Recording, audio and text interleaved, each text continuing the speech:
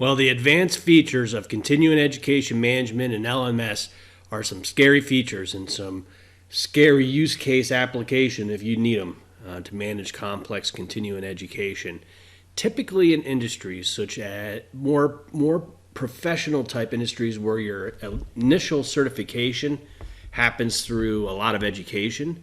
So in medical, for example, they have more complex certification requirements and continuing education requirements than normal industries. So if you're a corporation, for example, CompTIA, or an association, you're offering the same credit to everybody across the whole world that takes that course. That's a lot easier. If Joe in anywhere takes that course, they're getting 3 XYZ type credits. That's a pretty straightforward scenario to manage.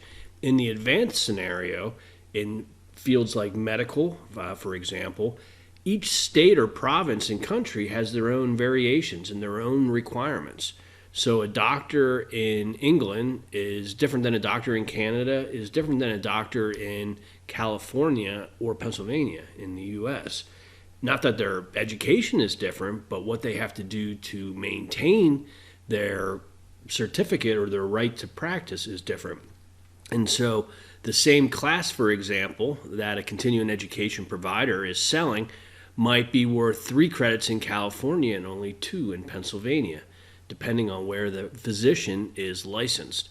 And so very often what you get is a complex matrix of 50 different variations for any given course. Now, there might not be 50, there might be 20, there might be 30, but it's not one.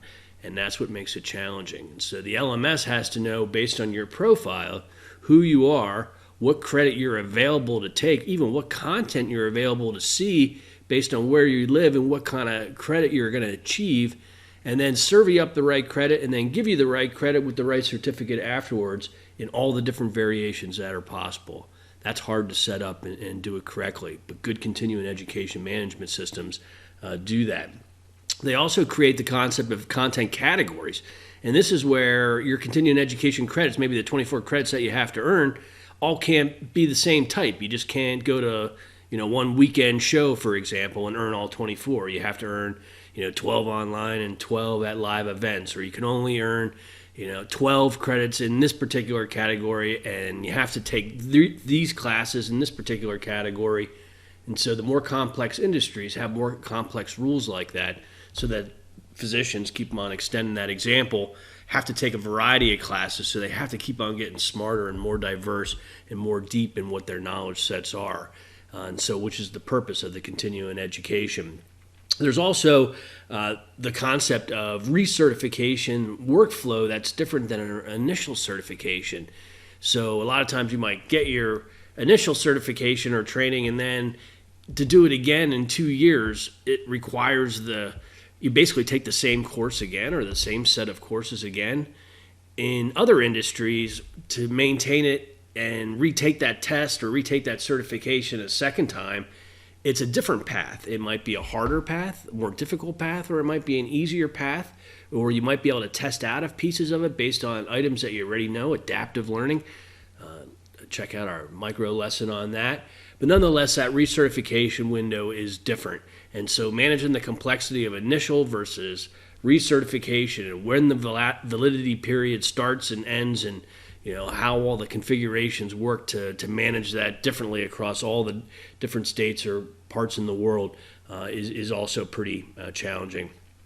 The second to last, multiple credit types per course, is interesting because a single course could offer CNEs to nurses and CMEs to doctors by taking the exact same course.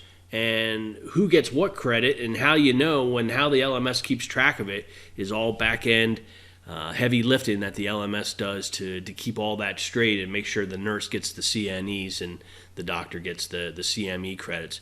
And then finally, the last piece of really specialized systems that focus on continuing education and accreditation is that they have linkages with centralized industry databases, the accreditation databases, as appropriate. So maybe like the ACCME or PARS are the centralized repository for anybody that's taking continuing in medical education to submit their proof. And that's the body then that says, okay, you got your 24 credits, you're okay to go on. And so good LMSs automate that integration so that it's not the end user's responsibility necessarily to download that certificate and then upload it at the accreditation body, but rather the LMS just pushes it there and saves learners that step and headache. So those are some pretty sophisticated features of advanced continuing education management.